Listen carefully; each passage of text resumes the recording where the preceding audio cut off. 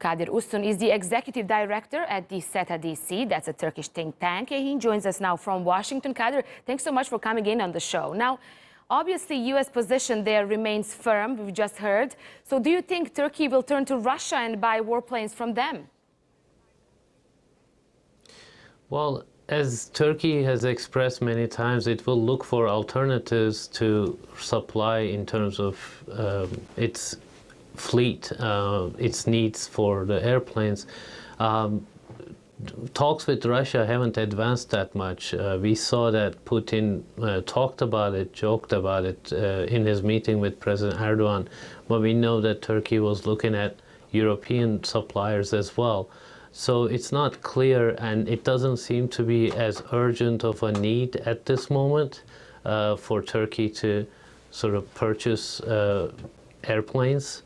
But we are going to have to wait and see over the next year what happens with the F-35 program. It doesn't look like Turkey will be readmitted anytime soon unless it gives up on the Russian S-400 systems. However, the contract is ongoing with the F-35, and we'll see what happens with that. Turkey might look at Europe among other potential suppliers. And what happens with the F-35s that Turkey already paid for? Well, that's going to be figured out through the contract. I don't know what the contract says exactly, obviously.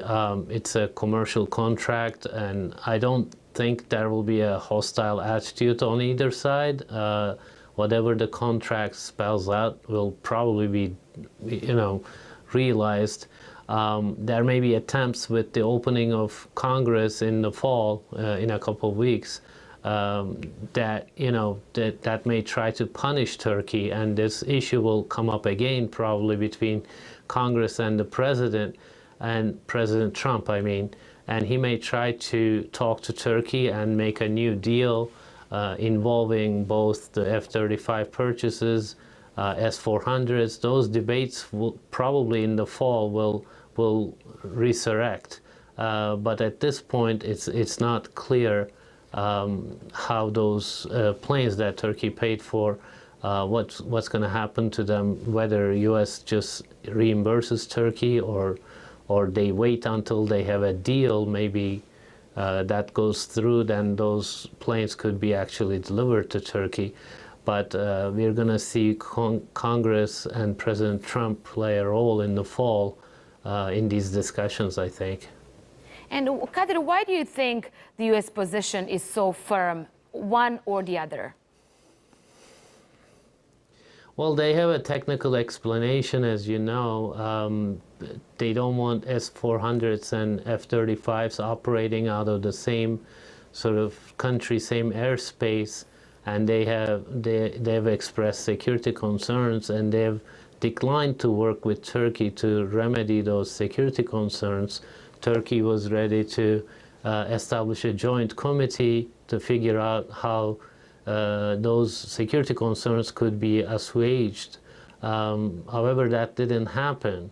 But President Trump said that President Obama was responsible, as they, in his time, in Obama's administration, Turkey wasn't given what they asked for. And as you know, military purchases have been problematic over this past several years, on top of all the other problems, including YPG and the Gülenists in the U.S. The Turkey's military purchases from the U.S. have been problematic, with the Congress's involvement and Obama administration not being so forthcoming and willing on that score. So Turkey went to other sources. So this divide hopefully does not widen in the next year or so.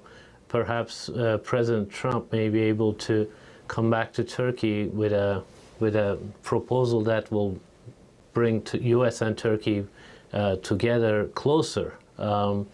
But at this time, it doesn't look like Pentagon is ready to allow F-35s to be given to Turkey when S-400s are operating in Turkey.